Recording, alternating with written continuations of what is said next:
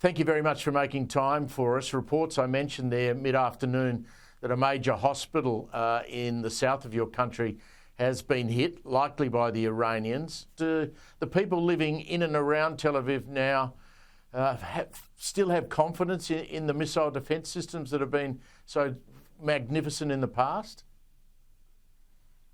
Well, they performed much less well this morning than they had until now. At the same time, the number of missiles that the Iranians are able to lob at Israel seems to consistently be dropping. They were getting up to, at their best performance, 200 a day, or in one barrage.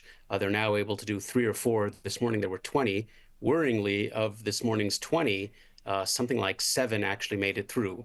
That's a much bigger failure rate than has been the case on any other day in the war thus far.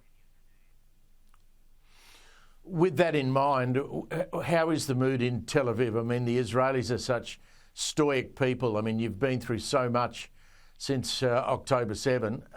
How's the population coping with this day in, day out, with sirens going off, families having to rush children into underground car parks and bomb shelters? I think overall there's a calm and a resolve here. There's not been any sign of panic. There's a lot of concern. It's very difficult to be at home all day, not be able to go to work, not have kids going to school. That's for sure. The sirens are distressing. The booms from the impacts are quite frightening for everyone. But there's it's something we're used to. It's been a part of our life now pretty consistently for the last 20 months. And in reality, the threat of rocket fire and the on and off reality of rocket fire on cities has been our reality now since the early 2000s, with the advent of Hamas rockets on the Israeli southwest in 2001. I'd love to tap into your foreign policy experience. Donald Trump has obviously said to the Iranian leadership, look, you've got to lay down your weapons and negotiate this. I'm not talking about a ceasefire. I'm talking about ending the nuclear program, stopping it altogether, and letting us inspect those sites. If there's still stuff there, we want to be able to blow it up. I'm using, Donald Trump's common language. What do you think, given your experience, Iran might do now? I think the Iranians managed to extract a very good deal for themselves in 2015 from the United States and its partners in a very different political reality. Donald Trump gave them 60 days to negotiate a new deal with much stricter demands. Initially, he was demanding no uranium enrichment. There were rumors that the Americans were willing to accept something up to about 3.67%, but the Americans wanted also limitations on the ballistic missile program, a full accounting on past nuclear programs, a lot of new demands that weren't there in 2015. The Iranians behaved in the negotiations as if they were still in 2015, not in 2025. They didn't seem to take into account that around them, the world had changed. They no longer had a deterrent force in Lebanon because Israel took that out. We talked about Hezbollah, of course, in 2024. They no longer had a client state in Syria because that one collapsed. They no longer had the kind of air defenses they had before because Israel also took those out in 2 operations in April and October of 2024, following Iranian missile attacks on Israel. They had a very good opportunity in those 60 days of negotiations to come to a deal, not to their liking, but certainly much better than where they are right now and where they'll find themselves at the end of this war. I think what the Americans are signaling, which is probably different from... Go ahead.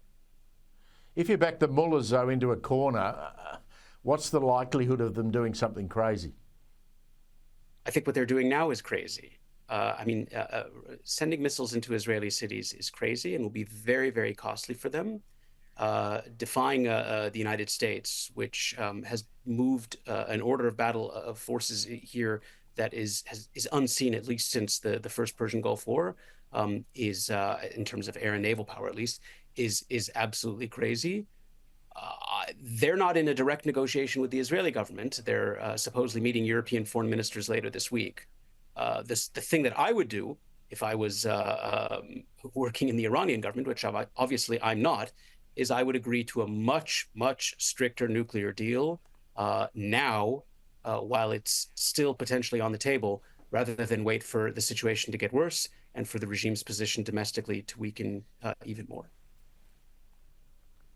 As an Israeli, I mean, you must be extraordinarily proud of the efforts of the IDF and Mossad. I mean, 2 of the things that we've seen November you referred to when, of course, the pager explosions took basically out Hezbollah.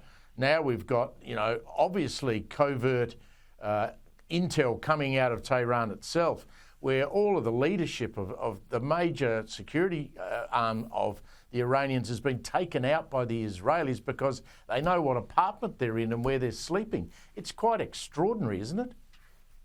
I think the entire operation is extraordinary, particularly on the first day. There are still aspects of it that we don't know or that aren't able to be discussed publicly. When the history of this operation is written, I think it will be one of the great operational successes of all time. Right now, Israel, a tiny country, is essentially controlling the airspace of a country 75 times its size and more than 1,000 kilometers away. A country that has spent 46 years building a generational deterrent in at least 4 or 5 neighboring Arab states, which on the day that it became relevant were absolutely useless to it. This is, at least in the immediate term, in purely tactical sense, an astonishing military accomplishment. It's absolutely amazing. Dr. Shany Mor, really appreciate your time there from Tel Aviv. Thanks very much.